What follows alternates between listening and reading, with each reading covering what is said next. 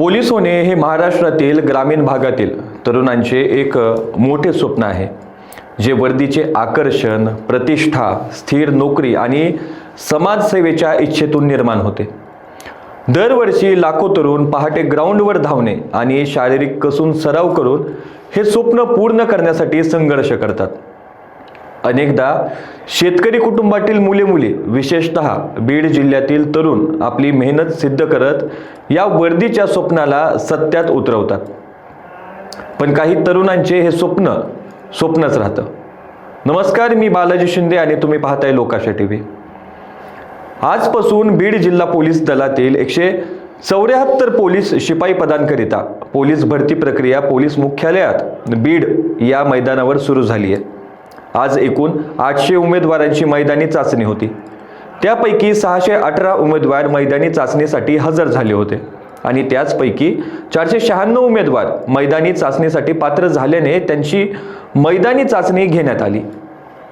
मैदानी चाचणीसाठी आलेल्या सर्व उमेदवारांसाठी पिण्याची व्यवस्था, जेवणाची व्यवस्था तसेच वैद्यकीय सुविधा मैदानावरच उपलब्ध करून देण्यात आल्या आहेत। तसेच संपूर्ण परिसरात सीसीटीव्ही कॅमेरे बसविण्यात आले आहेत। परंतु भरती प्रक्रियेसाठी अद्ययावत तंत्रज्ञानाचा वापर करण्यात येत आहे। पण झाले असे, पोलीस भरती प्रक्रियेदरम्यान 1600 मीटर धावण्याच्या चाचणीनंतर एका उमेदवारास अचानक अस्वस्थ वाटू लागल्याने उपचारासाठी त्याला शासकीय रुग्णालयात पाठविण्यात आले। मात्र उपचारादरम्यान त्या उमेदवाराचा दुर्दैवी मृत्यू झाल्याची घटना घडली आहे। हा तरुण मांडखेल तालुका परळीचा असून त्याचे नाव दीपक भास्कर वाभळे असे असून त्याचं वय 26 वर्ष आहे। दीपक वाभळ यांनी 1600 मीटर धावण्याचा व धाव पूर्ण झाल्यानंतरचा संपूर्ण घटनाक्रम सीसीटीव्ही मध्ये कैद झालाय। सीसीटीव्ही फुटेजची पडताळणी केल्यानंतर पुढील घटनाक्रम निष्पन्न झालाय। घटनाक्रम कसा आहे तर दुपारी 12:55 दीपकने 1600 मीटर धाव पूर्ण केल्यानंतर विश्रांती घेतली। त्यानंतर तो फिनिशिंग पॉइंट लगत असलेल्या मेडिकल रूमकडे चालत जाताना दिसून आला। त्यावेळी मेडिकल टीम त्याच्या सोबत उपस्थित होती। मेडिकल कॅम्पमध्ये डॉक्टरांकडून त्यास प्राथमिक उपचार करण्यात आले, त्यास IV देण्यात आले। तसेच तपासणी दरम्यान नाडी कमी असल्याने आढळून आल्याने तात्काळ रुग्णवाहिका बोलवण्यात आली।